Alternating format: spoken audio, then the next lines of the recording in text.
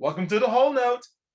Today we will be talking about The Addams Family, which was with music and lyrics by, one of my favorite composers, Andrew Lippa. Now, this musical debuted in 2010, which is really crazy to think that this musical is 11 years old. Oh my God. But today, I have a very special guest. She is a performer, stage manager, and a stand-up comedian, Justine Morris. Hi, so good to be here. I am a theater practitioner and artist in so many different ways. I've done directing, I've done acting, I've done playwriting, I've done stage managing. Stage managing is a big passion of mine. I'm currently located in the DC DMV area. If you have any job openings, please hit me up, let me know. I'm looking for a job. I'm also a comedian. I've written sketches, I've done stand-up performances. I started doing comedy at the University of Maryland under a show called Maryland Night Live, which I helped to start up with a couple of my friends, and it's super fun. Love that. What else? I'm 23. I'm a Sagittarius, and Do you I like long walks love. on the beach? Yeah, yeah, I feel like this is like a, when like dating profiles used to like make videos, like I feel like that's what this is. Like I'm just like, this is my elevator pitch of myself. Um what else? I think I have ADHD, but I haven't confirmed that yet. Please like me. Thank you. I feel like we're gonna have a fun time today. I feel like we're gonna have a really fun time. Yeah, it'll be Now, great. I've known Justine for 5 years now. That's Yeah. crazy to think about. That has been 5 years. Ugh. Oh my God. Okay. Time flies. Time Honestly, flies. have you ever, like, I looked at a picture. Okay, I looked at a picture of myself from 5 years ago. Yikes. I can't believe you stayed friends with me that long. Yikes.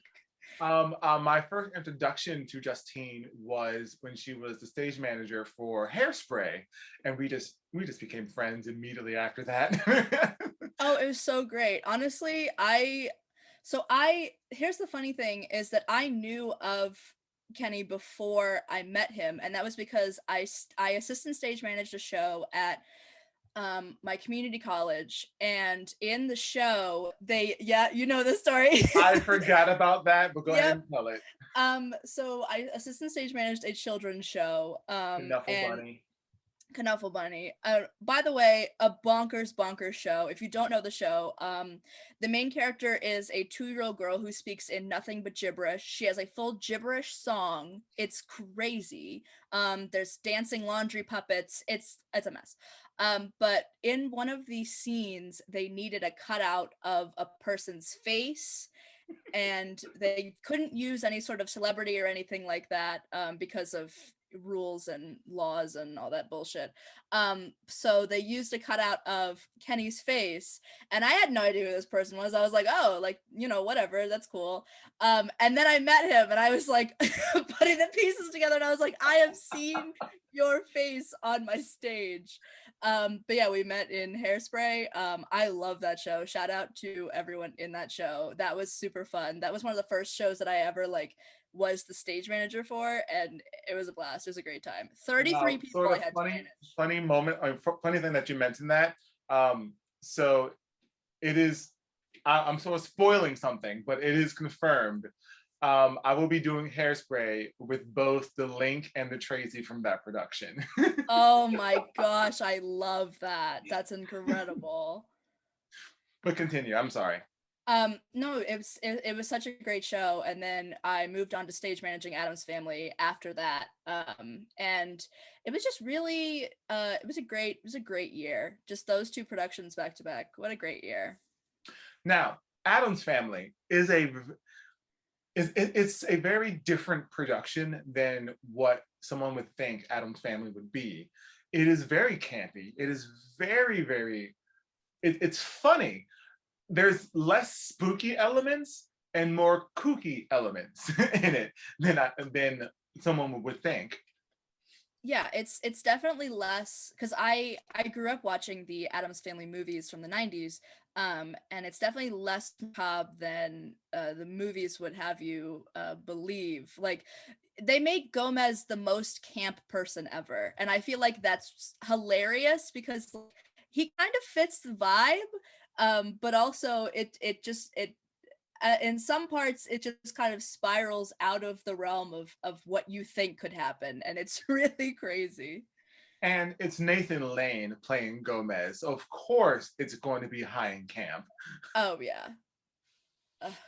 Ugh. So this musical opened April 8th, 2010. And like I said before, it's bonkers to think that this musical is almost 11 years old.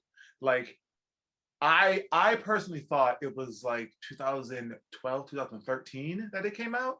And then when I saw it was 2010, I was like, wait, what? Only a year after In the Heights came out. And that blows my mind. Ugh. Um, so you want to just go ahead and get into this song by song breakdown? Because Yeah. the show centers around the relationship between the Addams family and Wednesday Addams, who is having this weird, I want to say, character change that you're almost just sort of thrown into it and you just got to accept it. Yeah, I think that they are kind of expecting that the writers at least. I think they're expecting that you have seen the movies and that you already have this background on Wednesday's character and on the family's character because they're an iconic family from movies and from the film realm. So I think that they are kind of betting that you've already seen these people and you already know the dynamics, so they don't really give you any sort of an initial prequel of like who Wednesday is. They just sort of throw you right into it and expect that you have the context. Let's go ahead and do the song by song breakdown. Now, the first song in the show is the iconic Addams Family theme. Da da da da da da da da. And I'm like, yes, yes, love it. Immediately, you're already set up into this world of the Addams Family, and the music in it, in the opening theme, is slightly different than what you would hear. It sounds a little bit more campy and it sounds a little bit more bright instead of like a dark tone to it. And I absolutely loved it. Yeah, I think it's great. I think opening with the iconic Addams Family theme is a great way to kind of give people this like, oh my gosh, I know this thing, and like I'm so excited because I'm getting this nostalgia. And then kind of sort of leading into the more camp. I think it gives you a bit more of like uh a transition, I guess, and helps you be like, okay, like because I think if you started out with the brighter music, people would be like, I didn't come, whatever this show is, I didn't pay for it. I'm in the wrong theater. I don't know where I am. And that song bleeds into the orchestral number or the overture number.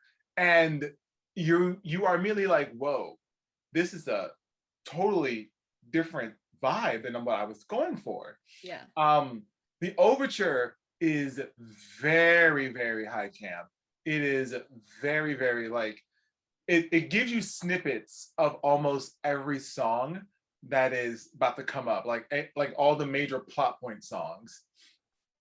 Yeah. And go ahead, go ahead.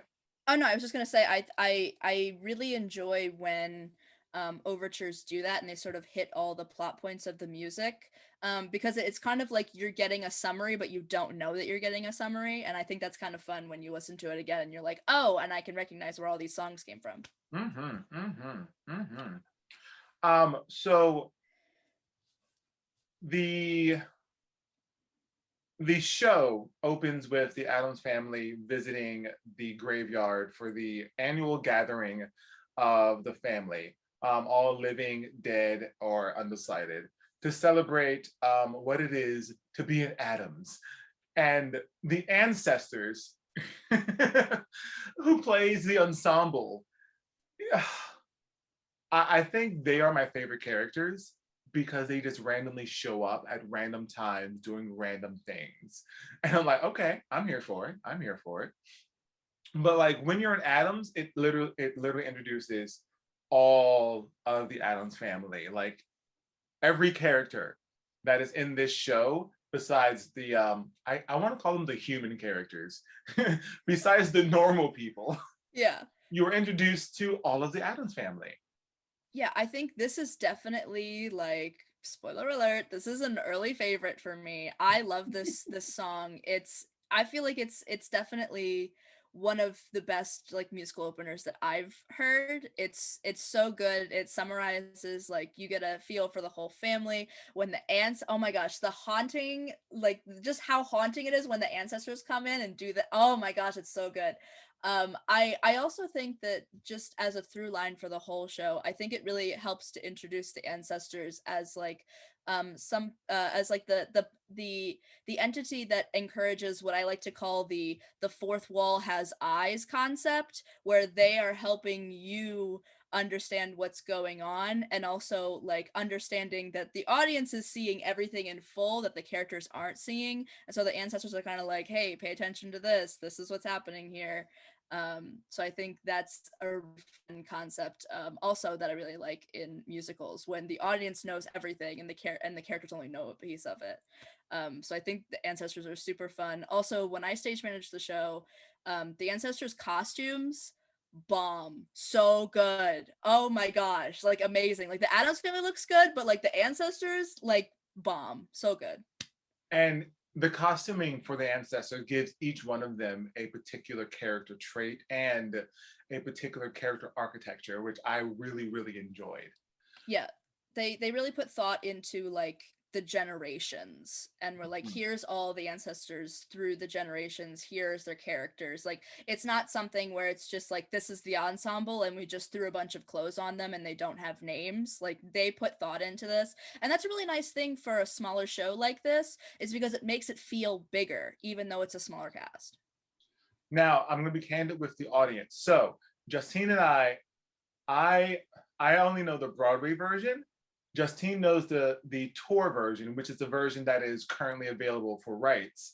So as we're going through this, she'll be jumping in and going, well, in the tour version, this happens. But in the Broadway version, this happens. So just to give you a little heads up as we are going through this song by song breakdown. We're just gonna be fighting. We're fighting the whole time. Fighting the entire time. So after that number, Uncle Fester is talking with the ancestors and like, hey, so before you guys go back, I kind of need your help. And you are immediately given what the plot line of, well, the major overarching plot line of the show is. And that is Wednesday is in love with someone. His name is Lucas. I'm going to butcher his last name. Lucas Beneke. Is that right? Beinecke. Beinecke. Lucas Beinecke. And that she has invited Lucas over to the house for dinner with his family. And immediately, like as a person watching and listening, I'm just like, oh, okay. So we're not gonna, like, how did the perennial goth chick become this? I don't want to say prissy because that's an awful word. Mm-hmm. More of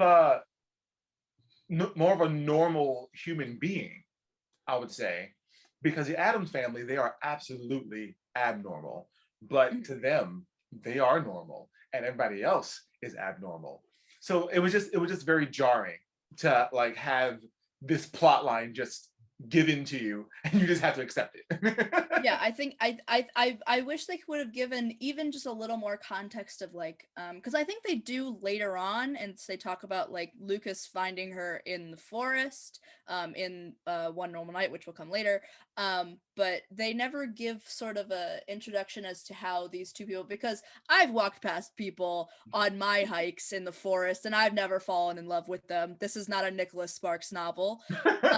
But you know, they don't give a context as to like how these two people, like how did they interact, how did they meet, like how did Wednesday even come to, you know, being so vulnerable as to like share emotions and have a connection with this person. Like how do we how are we supposed to fall into this world of like Wednesday suddenly changed? I feel like there should have been a bit of a progression instead of just jumping right into it, because it seems so bonkers that honestly, since it's so bonkers, you come to accept way more things that come later that are just as bonkers, because Oh my you're God. just you're just kind of like, oh, I guess I will just accept anything now, because now we're just in for the ride, and the ride is called camp. Yes, it is literally a ride, Yeah. because from this point on, you literally just have to accept things at face value and not go, I need more explanation. Nope, nope, okay, we're just gonna keep on going. Yeah, absolutely none. um, so yeah, hold on, I'm just reading my notes. So we are then put into the next song, which is probably one of the most iconic songs from the show, and that's Pulled. Huh. The juxtaposition between the song being like a love song and what's actually happening during the song, I'm just like, okay, I'm here for it. So Wednesday is singing about how she's being pulled in a new direction while she is torturing her little brother, Pugsley, on a torture rack. And I'm just like, okay, I'm here for it. Yeah, it's honestly, it's so I end up singing I end up singing this song a lot when I'm just like doing things, because Krista Rodriguez, first of all, love her, queen, love you. She's so talented. I follow her on Instagram. But her vocals are also in my range, so I end up singing this a lot. But I think it also is really good at introducing like the inciting incident of the Wednesday and Pugsley conflict, because that will also come in important later. So I think it's a really iconic song. I love the little her little bridge part that she does when it's like super fast and she's listing all these like happy things. Like that's so fun. Um Also, it's really fun when you see it live with the props, when she's like pulling the actual lever and Pugsy's getting like pulled. That was a very fun and interesting set piece we had to make for our show. We had to make like a revolving wall, and like someone had to be pulling on the other side. But yeah, I think it's very like, again, it doesn't give you too much of an intro as to why she is this way. It just kind of is telling you that she is, which, I mean, C plus, but Wednesday is really good, so I'm not gonna complain. Oh yeah, oh yeah, and just how she sings this song, it is it is there's a sense of love into it, but like it's a love of Lucas and a love of torturing her brother. It's Yeah. a very sadistic kind of love, and Pugsley, being the masochist that he is, he's just enjoying it. Just like, Yeah. yes, yes, stretch me further. Yeah, it's almost like he's not even listening to what the song is saying. He's just like, "Oh, this is fun. Keep going." Like, Keep I don't going. know what you're saying out of your face, but keep on going. Now the next song, Where Do We Go Wrong? Now that's not in the show, right? Yeah. The UK show, So the this touring show. yeah, so this is in the Broadway version, because correct me if I'm wrong, but this is basically Morticia and Gomez have like seen that Wednesday is different, and they are now lamenting about where they've gone wrong as parents. That's Whereas exactly what it is.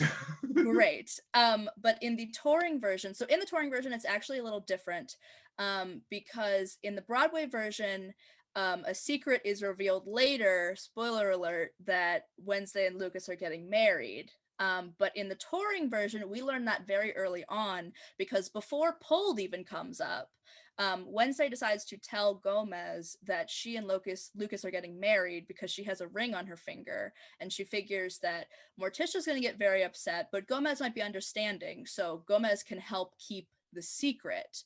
So therein lies a big difference within the Broadway and the touring version's plot lines.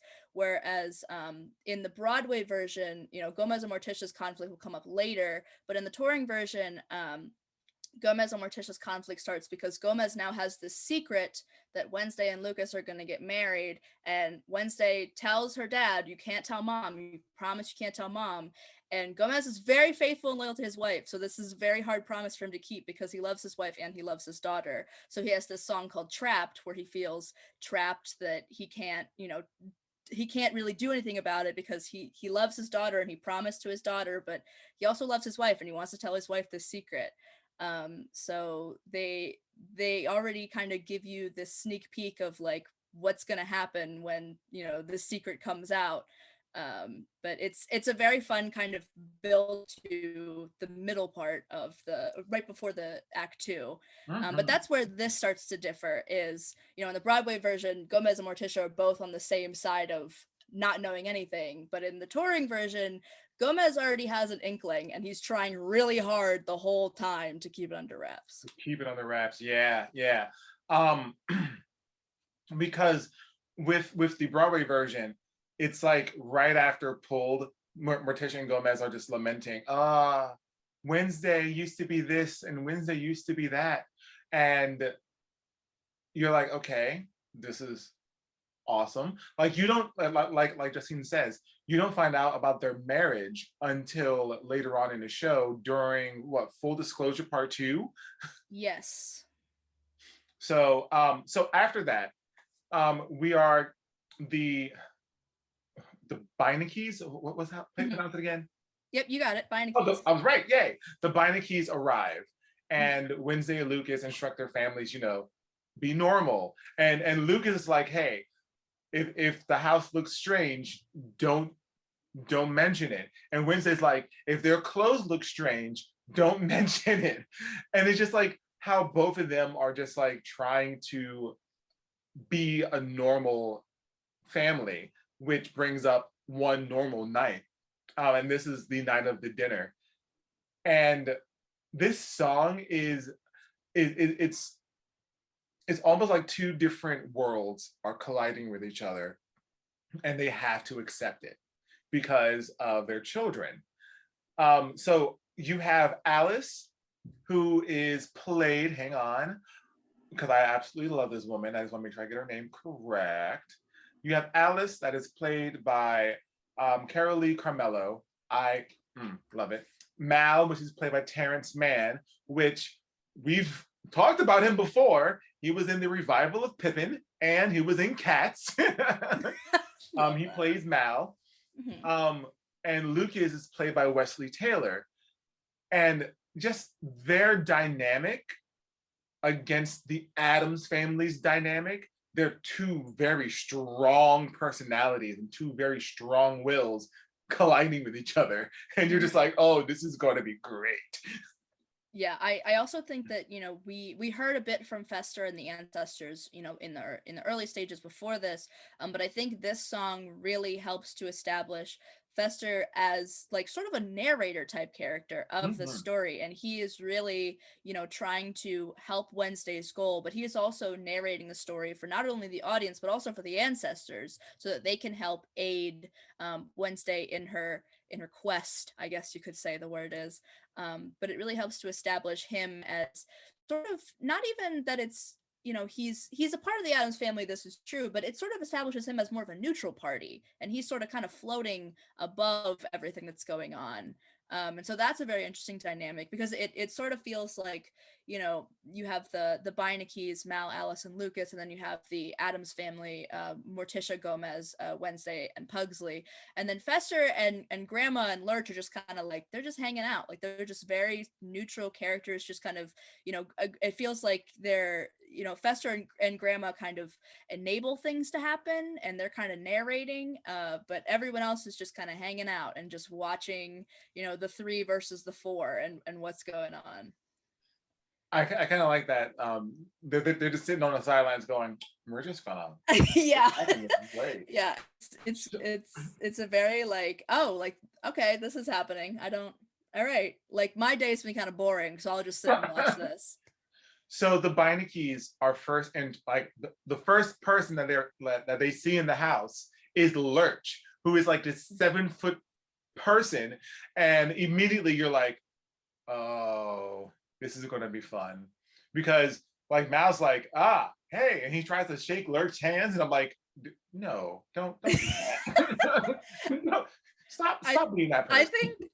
I think Lurch is such a fun character. When I stage managed this show, we brought in a guy who had never done theater before.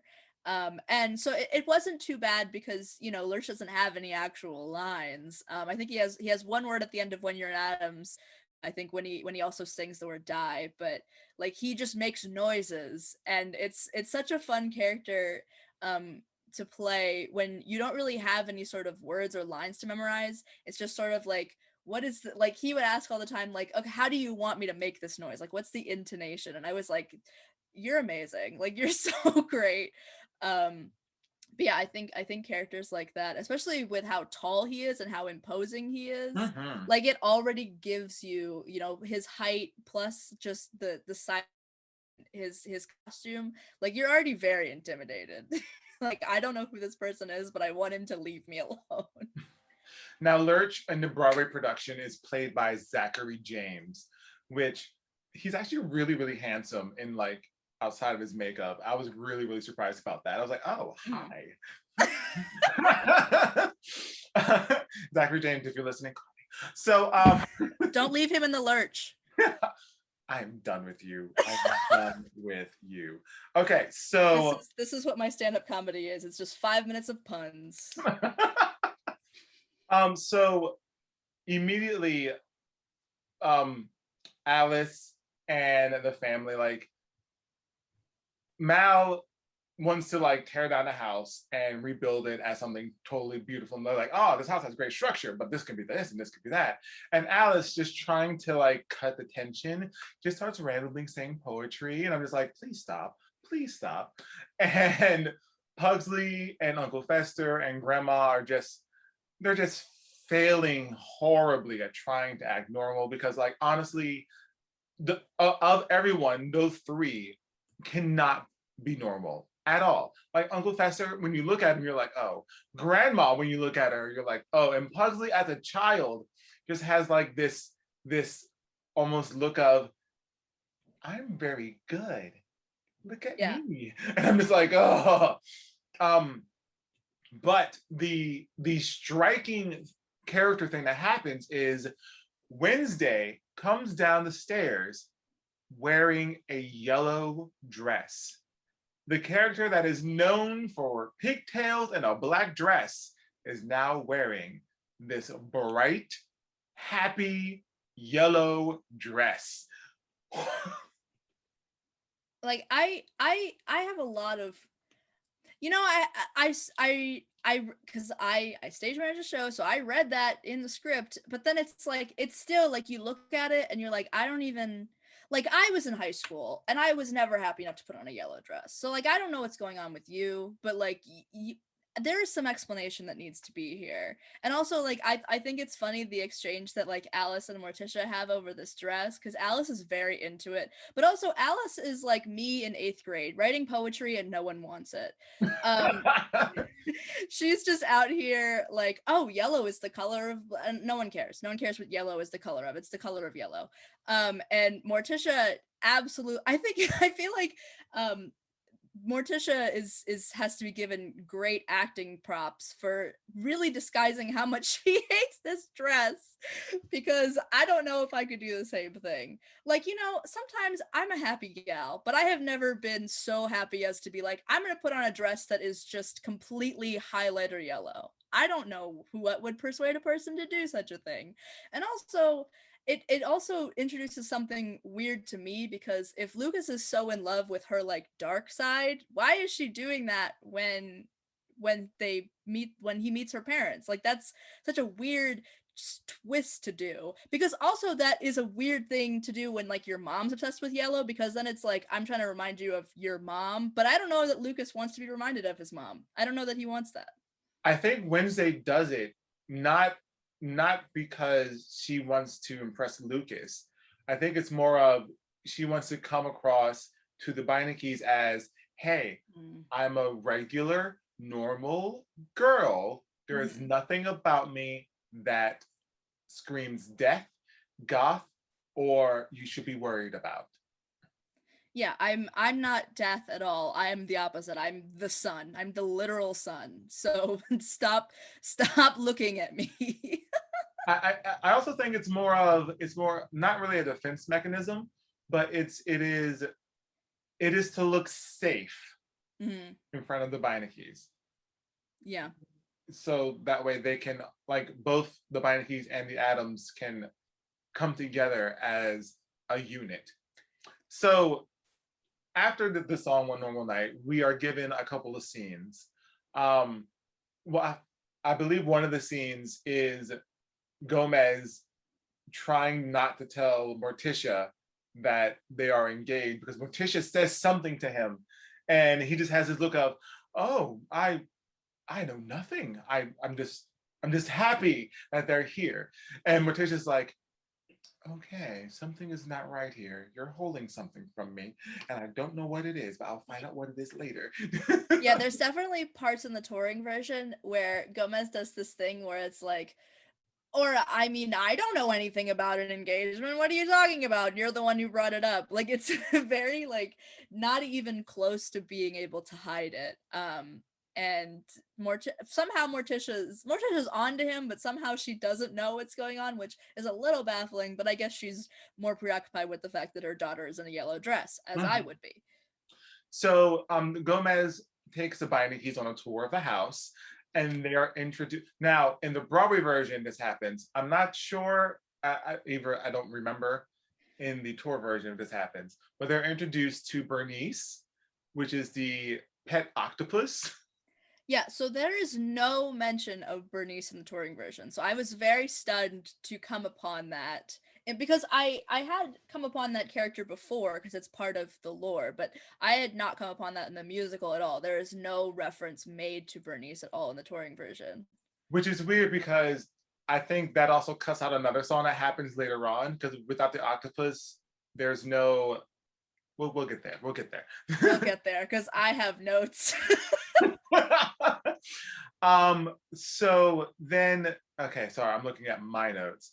So now after that, Alice admits to Morticia that her marriage with Mal has grown passionless, and Morticia then hears Wednesday call her old.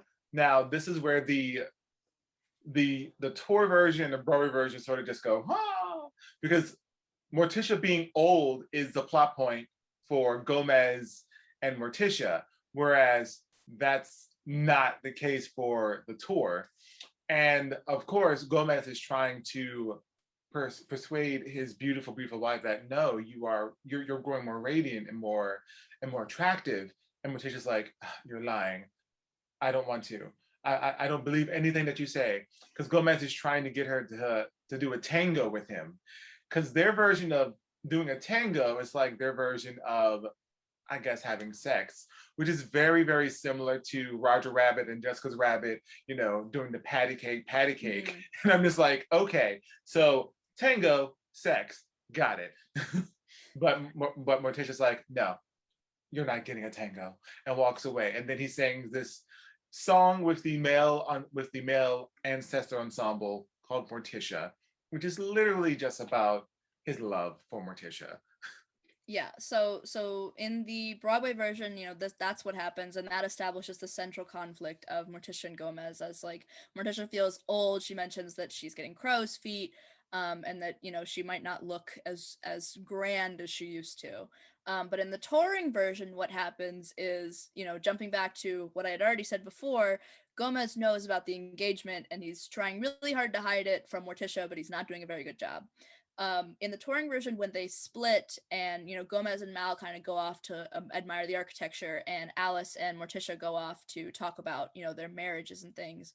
um, when Morticia shows like a family album to Alice about the Addams ancestors, this launches into a song with Morticia, Alice, and all the female ancestors called Secrets, where Morticia talks about how her husband never keeps secrets from her because that is not their marriage, and he loves her more than anything. And so he would dare never keep a secret. And there's a whole big dance number. I love this song. I'm kind of sad that it's not in the Broadway version because it's very iconic. It's also very emblematic of a later song in Act 2 that we'll talk about that Morticia has with the ancestors. I anytime Morticia dances with the ancestors, I love it. It's so great. But that's kind of where we diverge. Is that the touring production has Secrets and the Broadway version has Gomez's song Morticia. So after this, Pugsley is worried that, Wednesday is not going to torture him anymore. And he goes to Grandma. Now, hold on. Grandma is played beautifully by Jackie Hoffman. Huh. Jackie Hoffman is literally like a Broadway icon, and Pugsley is played by Adam Ringler. So Pugsley goes to grandma and is like, hey, I'm just afraid that, Wednesday's not gonna, play with me anymore. And, what can I do? And grandma, being grandma, she's just like, in one of her fits, she's like, well, you can always just use this potion, and this potion will bring out the dark nature in someone, but you should never use it. It's bad. And she puts it back. And Pugsley's like, done. I'm going to use this. Mm-hmm. And so Pugsley sings this song called What If, which is it's a very pretty song. Mm-hmm. And it's very much like Pugsley saying, what if my sister were to go off? What would that make me? Would that just make me a creepy, what's the last line? It'll just make me a creepy little kid. There it is. Yes. And so he plans to slip this potion into Wednesday's drink so that Wednesday's true dark nature comes back out, and that would make Lucas not love her anymore and make the Beinecke's run away in fear. I honestly, I don't know how much this, because I feel like this song has a different sort of the way that you said, like he sings it very pretty, and a lot of these songs aren't sung super pretty, like they're very high energy and very camp, so it feels it's definitely like it takes a bit of a dip and sort of like, oh, like this is where we're going.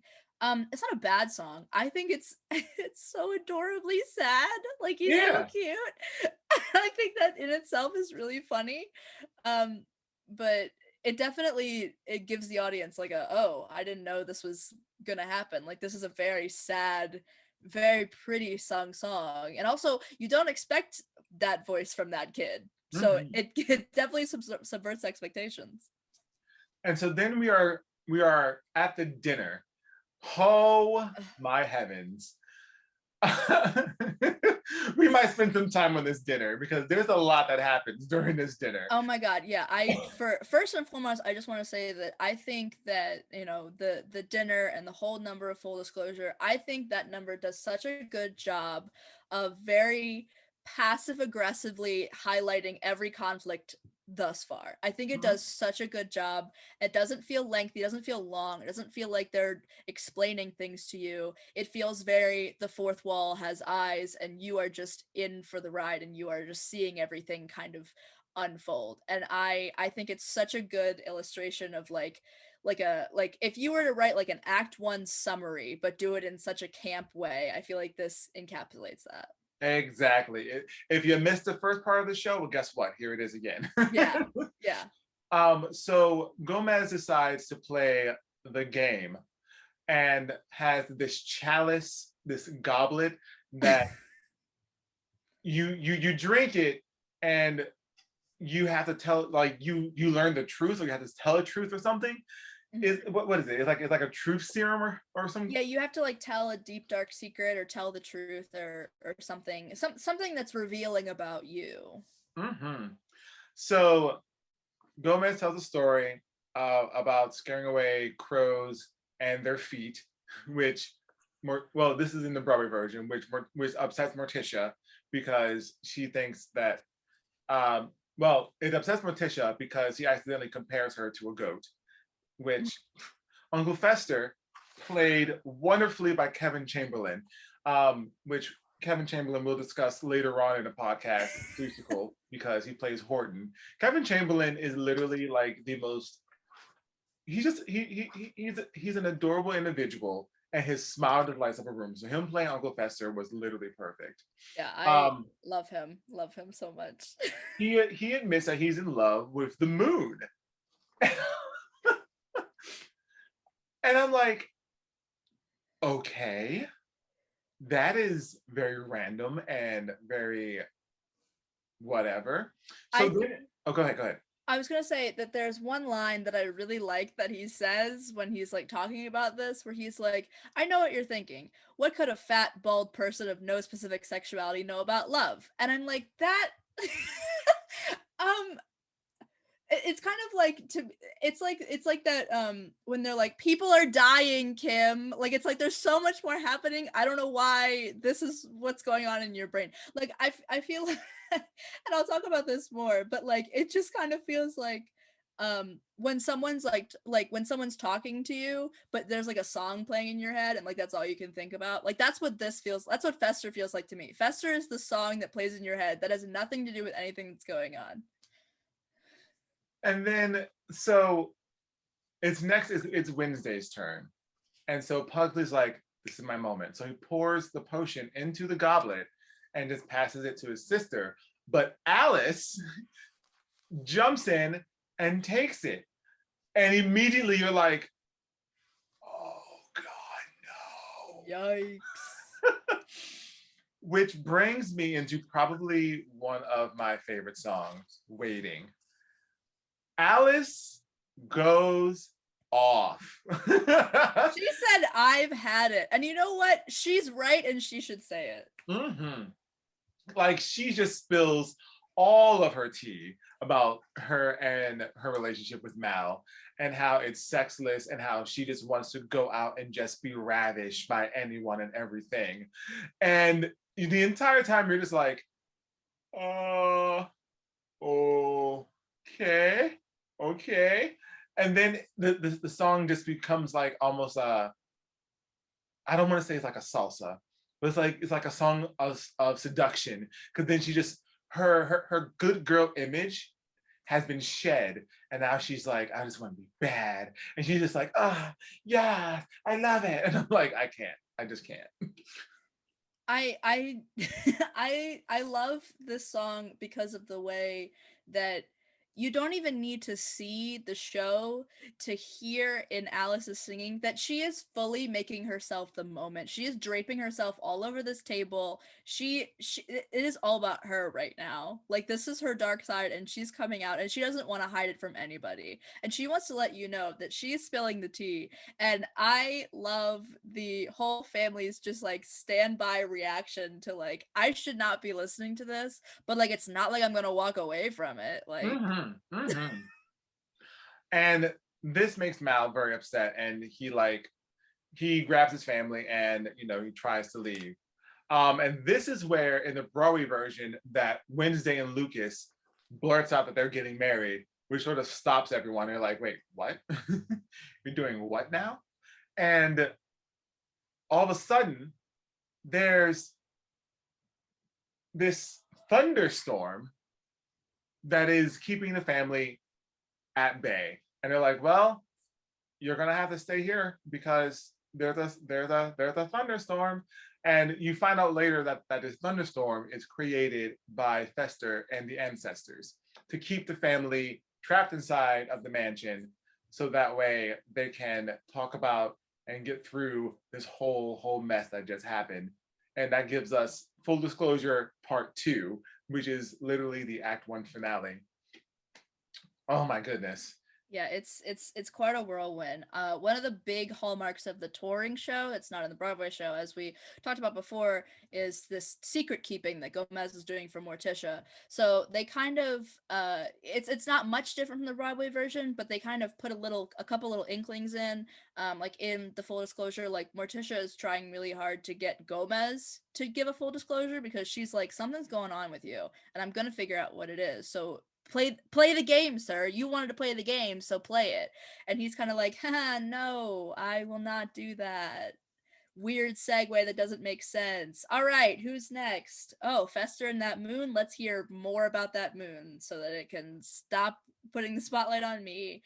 And then in part 2, Wednesday kind of gets fed up and is like, we're getting married. And then, she's like, thanks for keeping that secret anyway, Dad. And then Morticia's like, I'm sorry, what? What did you just say?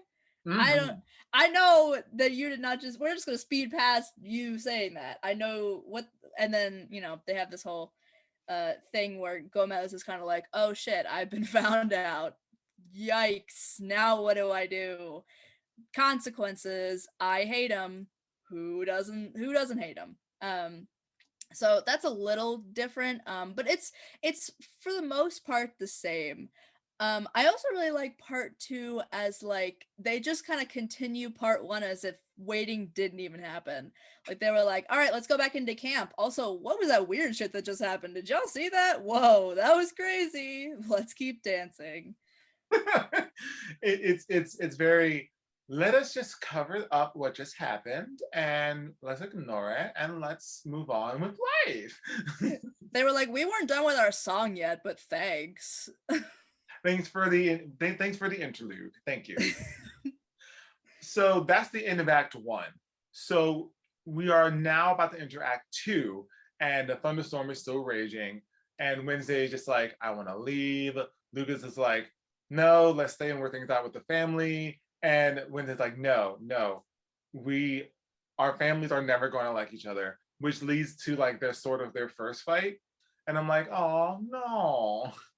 And then Morticia, at least in the Broadway version at this point,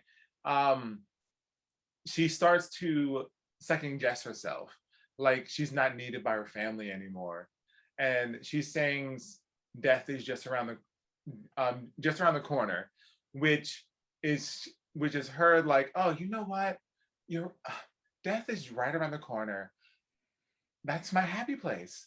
That's where I should be at, and it's it's such a campy song with like this weird dance break kick line moment, and I'm just like, okay, it's definitely an Addams song.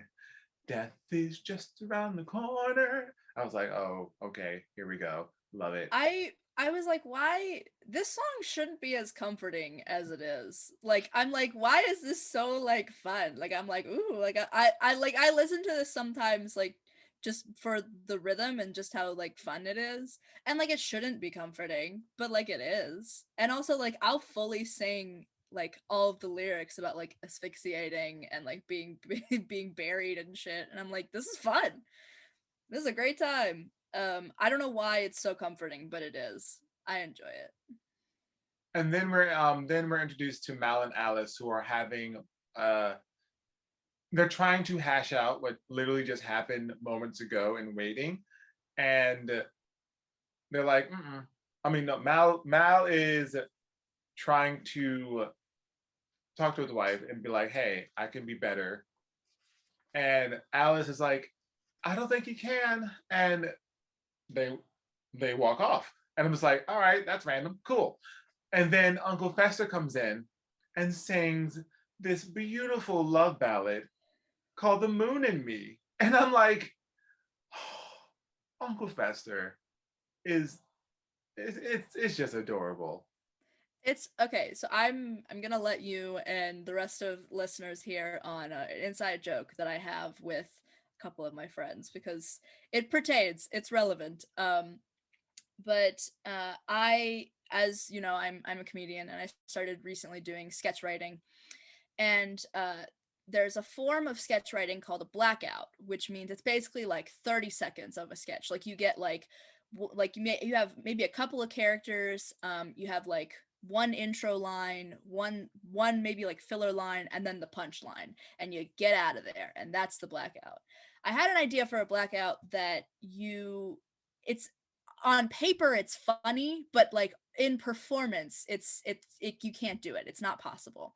But I had an idea for like someone at a talent show being like, all right, I'm a magician, do you guys want to see a magic trick? And the whole audience says yes, and then he just sits in a chair and just dissociates, and like that's his magic trick. And I was like, that's so funny, that's the funniest blackout I've ever written, it's so funny, but you can't do it because it would make no sense to neurotypical people.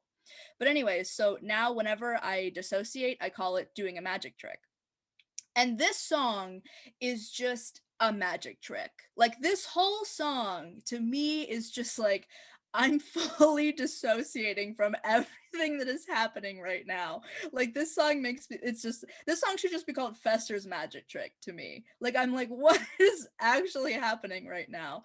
Like we've steered away from the Mal and Alice conflict as we just saw, which like, you know what? he's saying that he can be better, and she's saying no. And you know what, Queen, go off. Like, I women's rights, you know, she she deserves better. Like, I feel you, girl. Like, just because he says something does not mean he's gonna do it. I'm with her, okay? So I don't know, it's just such a weird placement because like we were just very recently introduced to this moon love affair, and so to have a whole love song about it like right after is so weird. I don't know, it's such a weird part of the musical for me. I love it. I think it's adorable. When we did it, and when I stage managed the show and we did it, it was very cute and very fun. Like, all the female ancestors were doing like very pretty like ballet dance moves. They had like white lace umbrellas, and they were all like little dainty ladies. And you know, Fester has this little like, you know, ukulele banjo thing, and like it's very cute. It's very fun. It just is like, what? Like, here's a brief intermission from all of the conflict. And the thing about the song is it really speaks to Fester's character, because everybody else is so focused on death, but Fester is focused on love, which is very strange because his love is to the moon. Yeah. I also think that it sort of supports him as a reliable narrator and sort of a reliable force that will bring the families together. Is if his goal and his personality is about love, that sort of reinforces that like he should be the one to bring these two families together. So like that is a nice little package in the show that it provides, is that kind of giving you like, you know, giving you a narrator character that, you know, it's is not flat. He's giving Fester a personality and giving him something that maybe he wouldn't have in the film franchise. Exactly. So then after this, we have Wednesday walking into the garden where she runs into Gomez, and they have this. He says that he's happy that like that she's found love, but he's upset or sad, and this is like almost any father figure towards a daughter, that you know she's growing up and eventually she's going to leave the house. And so Gomez sings this beautiful song called Happy Sad, and it really shows the relationship that Gomez and Wednesday have, because like that's the one thing that is sort of missing from like the movie, is the relationship between like Morticia and Gomez with their children, because you always see Morticia and Gomez, and then you always see Wednesday and Pugsley, but you never really see them interact with each other. So to have this song show the relationship between at least a father and a daughter, I was like, oh, this is great character development, and I'm here for it. I love it. It's such it's definitely one of those songs that like I can't listen to repeatedly because it will get me in my feelings, but it's such a beautiful song. I really applaud when songwriters can capture complex emotions and sort of in a way um make them, I guess, not dumb them down, but sort of make them easier to understand for a wider audience. Because I think a lot of times songs about complex emotions, you know, they appeal very much to people who are feeling them, but not much to people who don't understand that. And so I think this is just such a beautiful song to me about, you know, the dueling happy sad emotions that come with Mhm. being a parent, and also just come with being anybody. I feel like anyone has felt this feeling. Like this song should be on like, I don't know if anyone has listened to it because while we're recording this, Olivia Rodrigo's album just came out. It ruined my life, but like this song belongs on that album. Like it's so emotional, and like it makes me so happy but also so sad. It's so good. I love it. I love seeing the family dynamic. I love the illustration of the emotion. It's beautiful. I love it.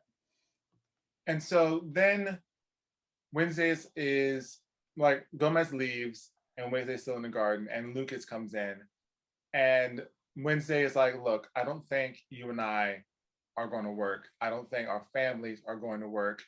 And Lucas, and this, okay, we're gonna break down Lucas really quick after I say this because Lucas, Lucas blindfolds Wednesday, gives her a crossbow, and puts an apple on his head and says, "Shoot it."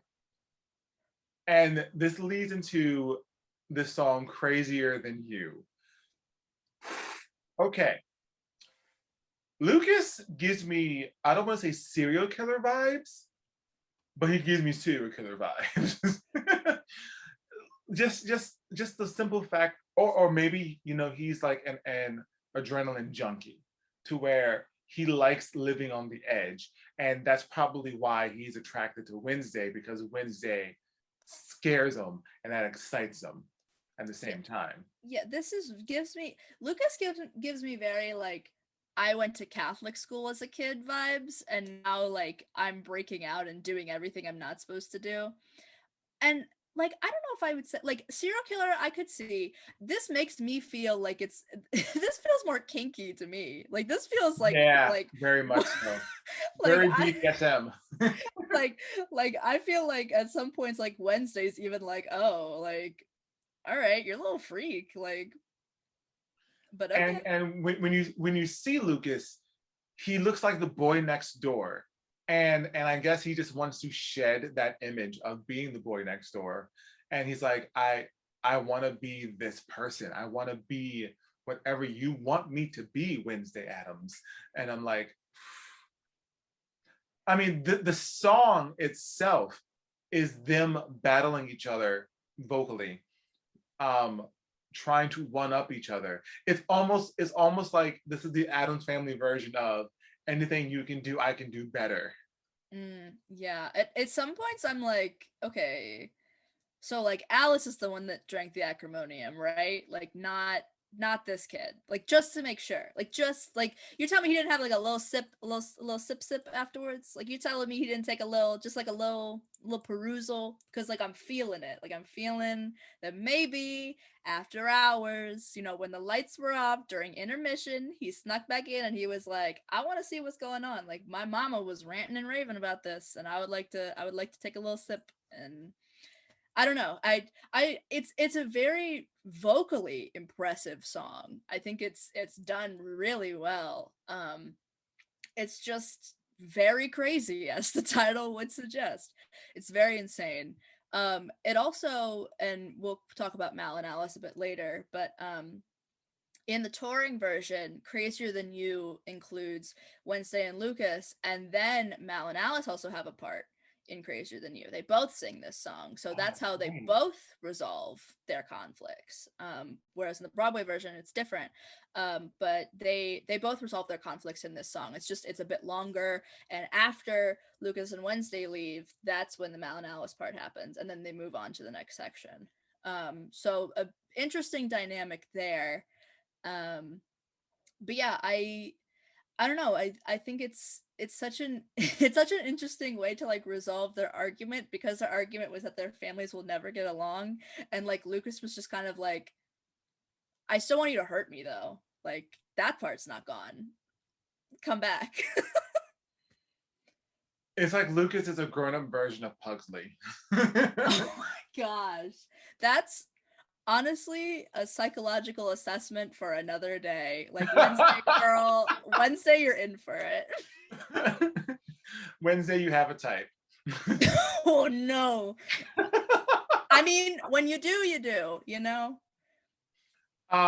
So they hug it out. So this is where the tour and the Broadway version sort of breaks down into like, we're gonna go this way, and while you guys go this way, because Gomez, hold on, I'm looking at my notes really quick. Mhm. Gomez and Fester tries to have Mal open about his feelings. Mal sings the song, let's not talk about anything else but love. And then he gets kidnapped by Bernice and dragged into the sewers. and and you're like, oh, I guess that's the end of Mal. I guess Mal's dead now. Okay, we'll go ahead and go along with this. And so Alice is then like Alice and is then taken to where the sewers meets with by Lurch and says, hey, here's your husband. He was dragged down here by the octopus. And he just has all of these like hickeys, which is literally the suction cups all over his body. And he sings this song, In the Arms.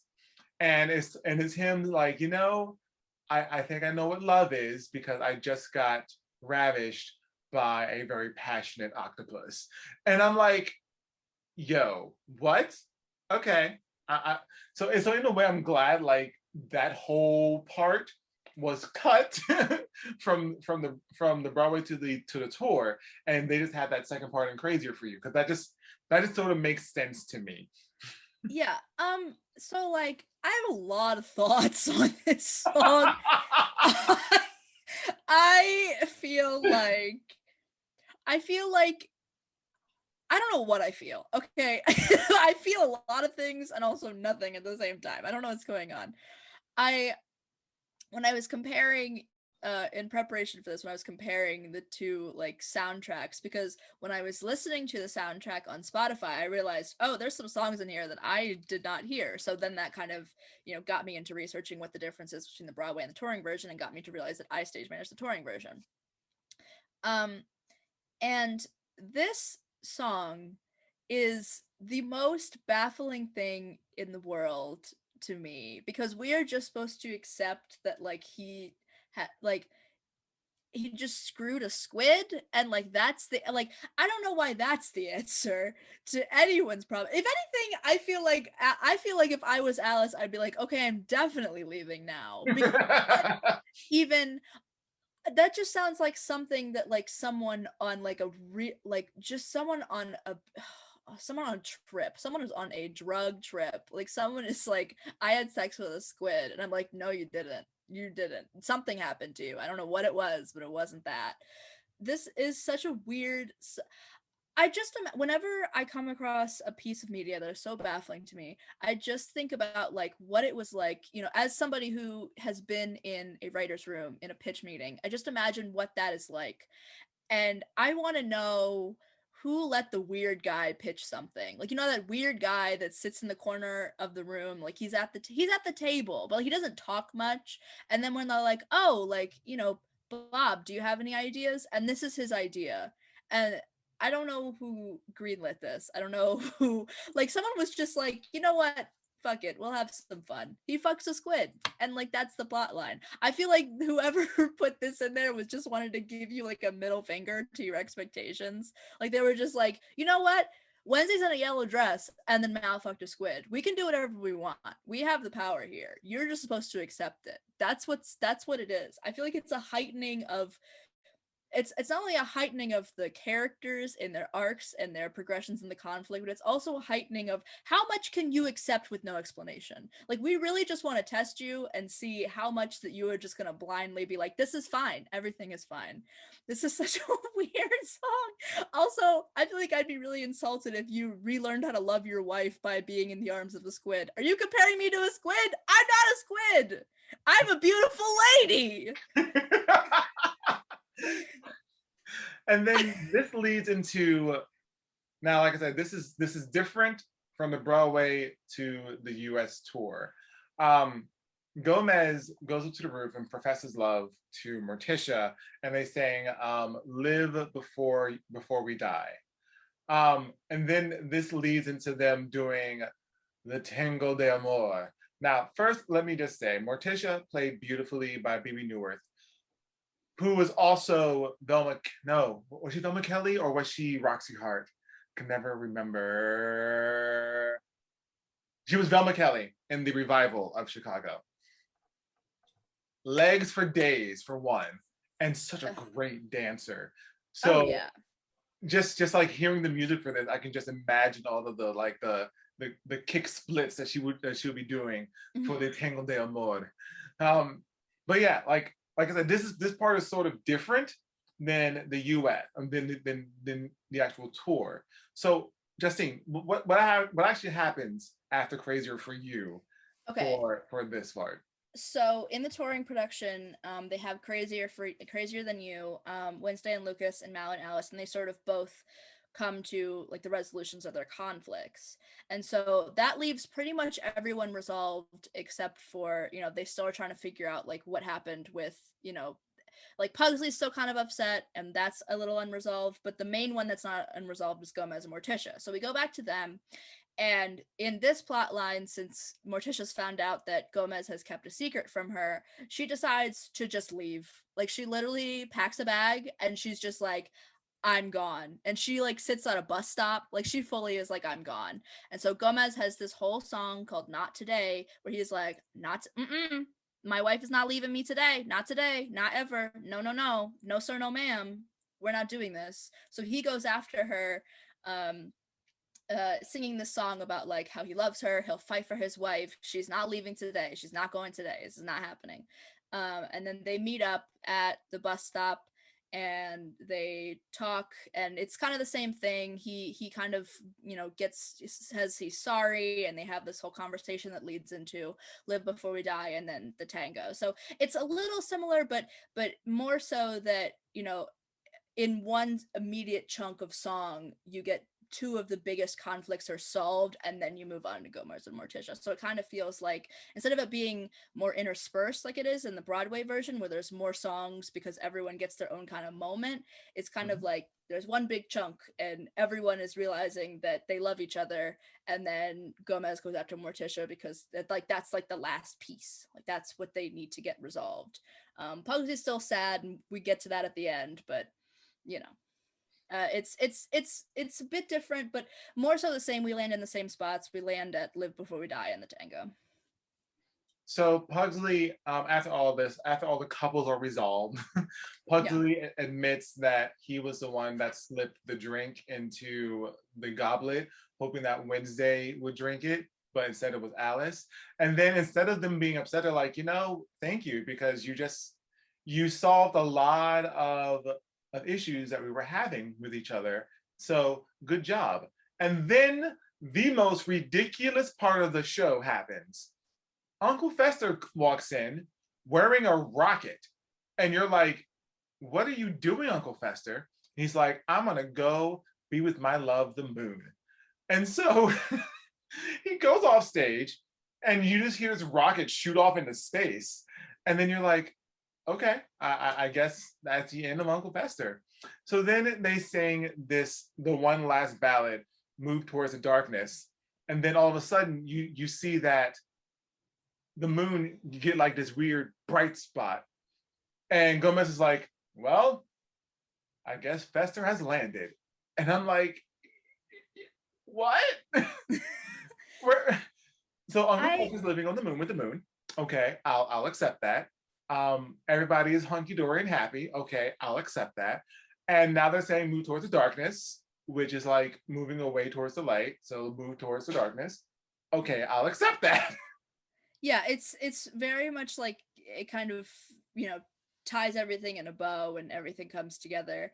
The Fester part is still like no matter what happens, this Fester plot line is never going to be relevant to anything else that's happening. And I don't think that the people who the writers really intended for it to like weave in that intricately, because everything else is woven in very well. It's just, this is very random, and I think it's kind of funny in that sense, and also I feel like maybe that makes it more camp, that it's just crazy. But yeah, it's definitely very random. As for the song Move Toward the Darkness, I do really like it. I think it's a really good song. It's a nice finale. Yeah, it's lyrically like very nice and very like, welcoming the unknown, and going towards things that you might be scared of, and that in itself is a very nice lesson to kind of take from the show. Also, just as somebody who has a communications degree, like just communicate, like come on, it's not that hard, like I don't, and I think telling Pugsley that like what he did was okay is a bit of the wrong message. I think maybe saying that like I don't like what you did, but like it ended up okay because we learned how to communicate, and like that is the moral of the story. But I'm writing a play that is very much centralized on the idea of not being so afraid of the gray and being so afraid of what we don't know. And because I think we as people are very much like, this is black and this is white and this is what it is and I know what it is and now I'm comfortable, whereas embracing the gray is very hard. And so I think this song does a really good job of describing that feeling and kind of, some things might be, you don't know, or you're not sure, or you're uncomfortable, but sometimes it's good to embrace that and come out of that clean on the other side because you'll be better for it. So I think this is a good song that teaches that. And it's a very Addams Family ending song.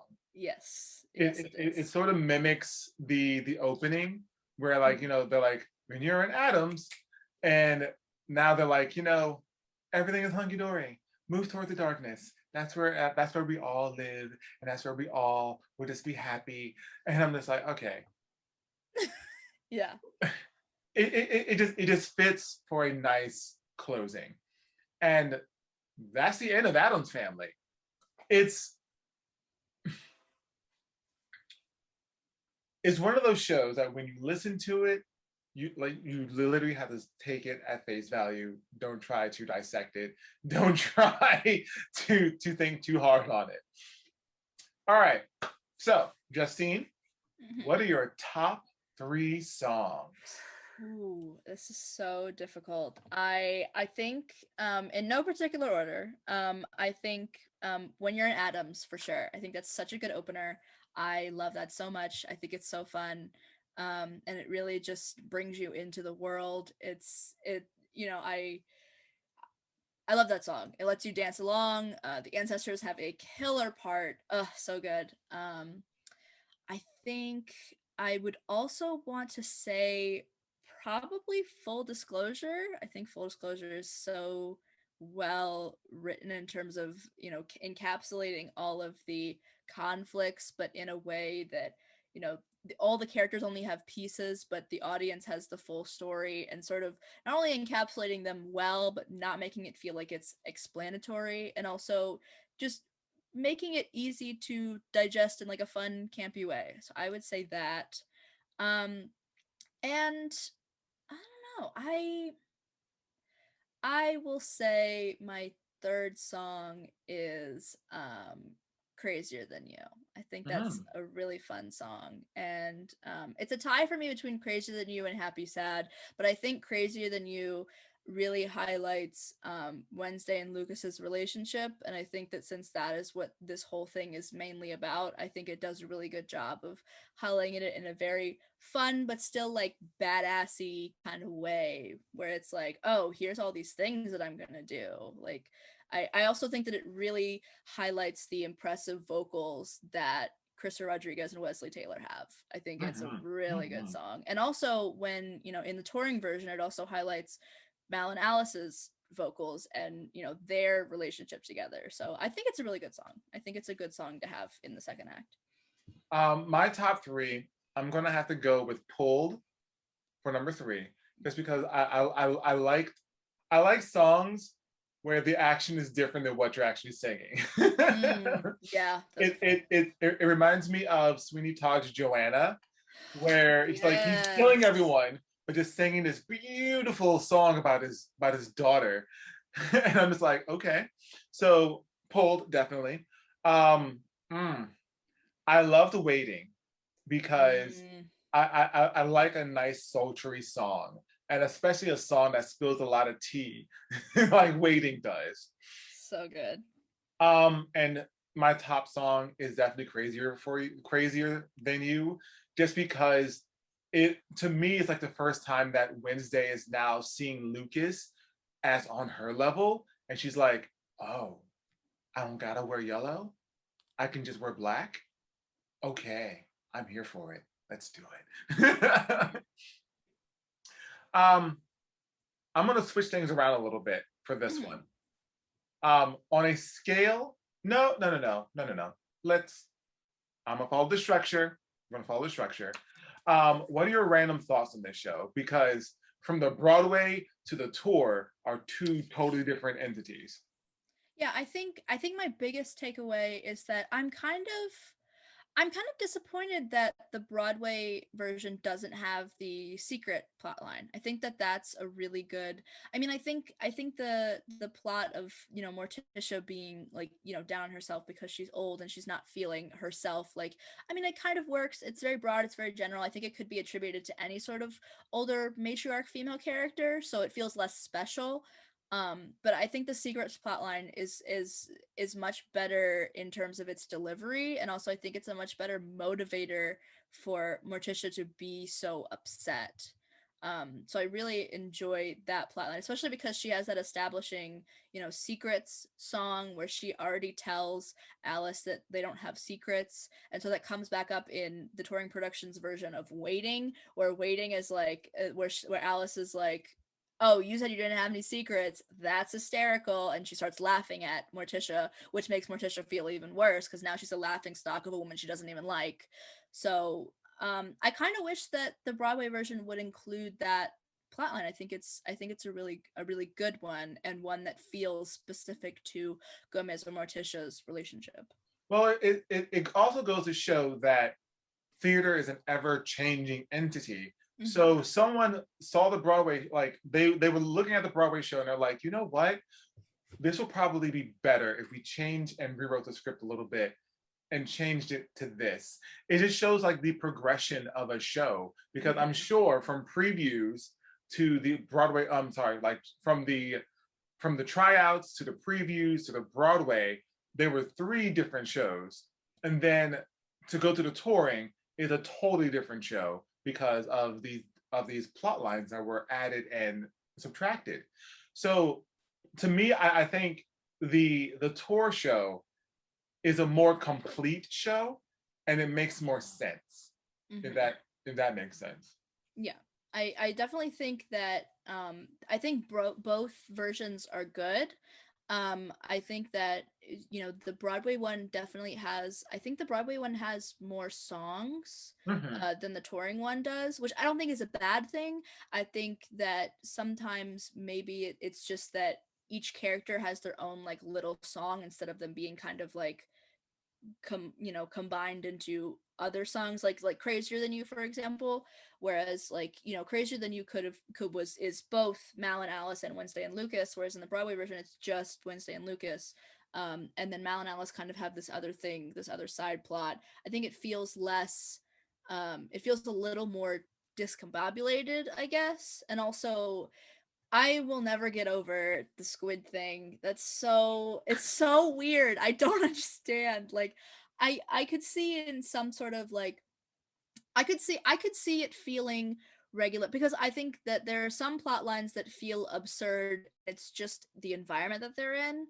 Like I think this wouldn't feel like an absurd plot line in like Spam-A-Lot because like Right. everything is absurd in Spam-A-Lot. You never know what's going to happen in Spam-A-Lot. If you've watched Monty Python and the Holy Grail, you have an idea of what's going to happen, but it's pretty crazy. Whereas putting it somewhere like the Addams Family is a lot for an audience to accept. It's a lot that you're putting on the audience's plate, and like that's the resolution. So I think the show does a really good job of highlighting all of the conflicts and making them enjoyable to watch.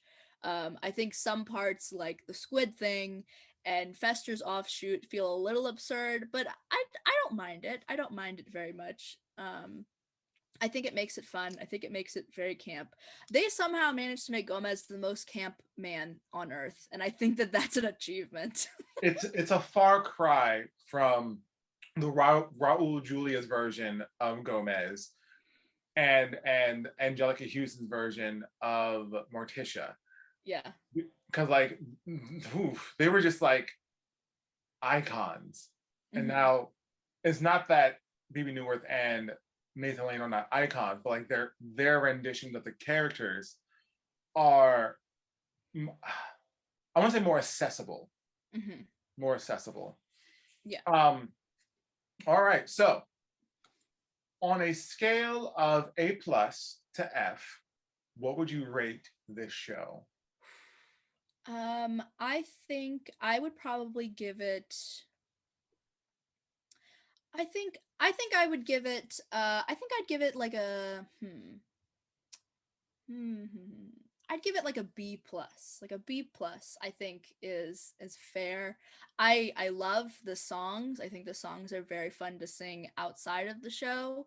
Like I said before, I think there's some work to be done in terms of kind of introing why Wednesday's the way she is, introing Wednesday and Lucas's relationship. I think could have been a little better in terms of helping the audience understand why she is the way that she is. I think the writing kind of depends on your previous knowledge and viewership of the Addams Family movies and lore. And so they don't give you much intro into the family other than when you're an Addams, which I think is a really good intro. I just think that you're relying on that context to sort of give context to Wednesday and who she is and why this change is so abrupt. Mhm. Also for the Fester and the squid, very absurd moments, very fun but very weird. But overall, I think this show is a really good. It's a really good like mid-sized show where I don't think any of the characters are like random. Like all of the characters, like this is a show you could do with like a good probably I think mid-sized cast like 15-20 people, and it feels like everyone has like a really solid developed character, really solid role, and it's very fun. No one feels like they're just in like a blob of ensemble and they don't know what's going on. I think the ancestors are very well engaged in the show, and I think that all the family members are obviously very well engaged, not only in character development but also in conflict. um so I think a B plus I would give it. See, I feel like I'm gonna change my grade in my final thoughts because I always do. I'll give the show one grade during the actual podcast, but then I always very candid. I record my final thoughts like days or weeks after the podcast, or like we do the initial podcast, so that way I can think on it and really sit on it. Because like right now, I kind of want to give it a B, but like I know my final thoughts, I'm probably going to give it a C. um, but like yeah, I'll agree with you. Like the plot is very convoluted, but the story is fun and the journey is fun. So I really want to give it a B, a B for it. So yeah, I'll give it a B for right now. Yeah, why not, Why not? it's you can be as absurd as the show is, and you can change your mind, and you can let the audience you can make the audience accept whatever you want to accept. Exactly. All right, Justine, what are your final thoughts and feelings on this show? um I would say that this is not only a fun show to listen to or to watch, but also a very fun show to work on and be a part of. I think this show is something that, unlike other shows where you kind of dig deep into an analysis, I think this show you can't really do that with. It's very fun, it's very camp, it subverts your expectations from the Addams Family, but it still gives you that nostalgia with the characters. So I final thoughts, I think it's a great show and I think people should listen to it. It's I sing along to it all the time. There's some good one-liners in there. I think that it's just fun, and sometimes things can just be fun. So I like it. Well, Justine, thank you for joining me on this podcast for talking about The Addams Family by Andrew Lippa. Um, it's been great. Audience, I'll be back with my final thoughts in just a moment.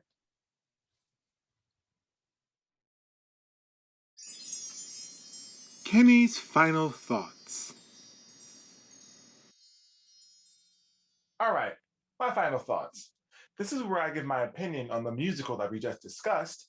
Then, using a 5-star grading scale, I'll break the musical down into 5 different categories: music, story, comedy, drama, and replayability.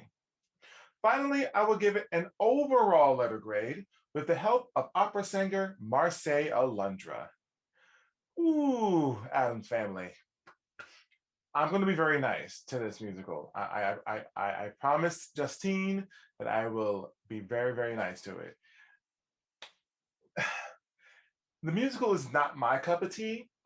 I mean, listening to it is not my cup of tea. Watching it, on the other hand, it's a totally different story because watching it, it's actually really, really funny. It's just some of the songs to me just seem to just fall flat. And the story is, I mean, it's an Addams Family story. It is literally everywhere. It is a it is like they try to modernize Addams Family, but at the same token, keep it in the same world that Addams Family is in. Uh, all right, let's just go ahead and break it all down for you. The music.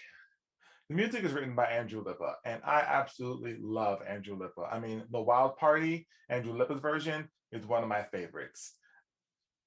With this one, he did give us a lot of genres with the music, and it gives a lot of variety. Um, but for this one, it seemed like the music was used to push the narrative instead of enhancing of the narrative or just enhancing the scene itself. It's used to go, okay, so this is happening, so now we got to do this as a song, or okay, so now this is happening, so now we got to do this as a song. It felt like the music was dropped in was dropped into the book to fill in plot points. So for the music, I'll give it 3 stars. For the book, whew, the story is very, very outlandish out there. It is very Addams Family, but it is all over the place. Whereas it's trying to tie up the stories of so many different characters in the course of like 4 songs and in the course of like 4 scenes. The story to me, 2 stars. Sorry. Comedy. You have Nathan Lane in this musical, and you have Bebe Neuwirth. To me, 2 of the legendary comedic actors and actresses. Bebe Neuwirth, I absolutely adored her in Damn Yankees, a revival. Not Adam Lane, Nathan Lane. Oh my goodness. Like, come on, producers. Funny thing happened on the way to the forum. Like, just an array of comedic movies and comedic timing with this man. But they were the only ones who sort of really provided the comedy. I mean, Uncle Fester provided the comedy a bit with Kevin Chamberlain, but so for me, comedy, 3 stars. Drama. The only real drama comes with the family that comes in. And the whole Wednesday is in love with a normal human being who really doesn't turn out to be quite so normal. So for drama, yeah, I'm gonna give it 2 stars. Replayability. For replayability, I will give this one definitely 3 stars. There are certain songs that you can listen to over and over again and go, oh, this is a great song. This is a great audition song. But the rest of the music and the rest of the CD, you just go, all right, we can skip this one. We can skip this one. We can skip this one. Okay, there's the song I actually enjoy. So replayability, yeah, definitely 3 stars. So overall, I'm gonna give this musical a C. All right. So Marseille, give me that C, baby.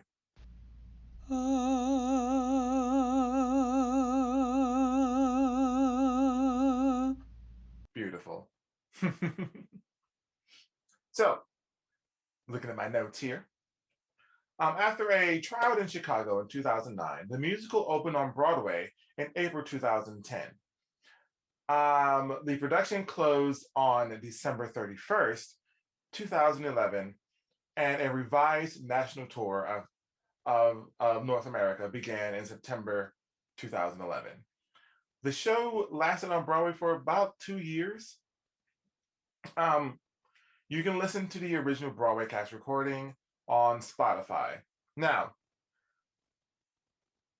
Addams Family did get nominated for a lot of awards, but it only won a few and not any of the big ones. It was nominated for 2 Tony Awards for Best Original Score with Andrew Lippa. I mean, duh. And Best Performance of a Featured Actor in the Musical with Kevin Chamberlain for Uncle Fester, which surprised me because I was like, wouldn't it be Nathan Lane? Because he was great. For the Drama Desk Award, it was nominated for Outstanding Musical, Outstanding Actor in the Musical for Nathan Lane, Outstanding Featured Actor in the Musical for Kevin Chamberlain, Outstanding Featured Actress in the Musical for Carly Carmelo, Outstanding Music and Outstanding Lyrics and Outstanding Set Design and Outstanding Light Design. It only won for Drama Desk the Outstanding Set Design Award. For the Drama League Award, it was nominated for Distinguished Production of a Musical, Distinguished Achievement in Musical Theater, Distinguished Performance, and it won for Distinguished Achievement in the Musical, won by Nathan Lane. The Outer Critics Circle Award, it was nominated for Outstanding Actor in the Musical, Outstanding Actress in the Musical for both Nathan Lane and Bebe Neuwirth. Outstanding Feature Actor in the Musical for Kevin Chamberlain, Outstanding Feature Actress in the Musical for Carly Carmelo, and Outstanding Set Design for a Play or Musical, which it won the Outstanding Set Design. So the tech side definitely got a lot of the awards. You can find the rights to Addams Family through Theatrical Rights Worldwide. You can find that link in the description below. Now, next time, I will have a wonderful person on that I have known for literally half her life. And we'll be talking about one of her favorite musicals, which, it is a good musical. I will say that. So next week, we'll be talking about Wonderland. And my guest for that one will be Danielle Ledoux. So until next time, and as always, stay beautiful, you amazing creature. Take care. Thank you for tuning into The Whole Note. The Whole Note is recorded at Roxy Regional Theatre in Clarksville, Tennessee. Intro and outro, The Bumble by Joshua Pyron, and was inspired by The Flight of the Bumblebee. Grading scale notes sung by Marseille Alundra. This podcast is edited and produced by me, Kenneth L. Waters Jr. Tune in next week and discover a new musical. Don't forget to subscribe. Until next time, stay amazing, you beautiful creature.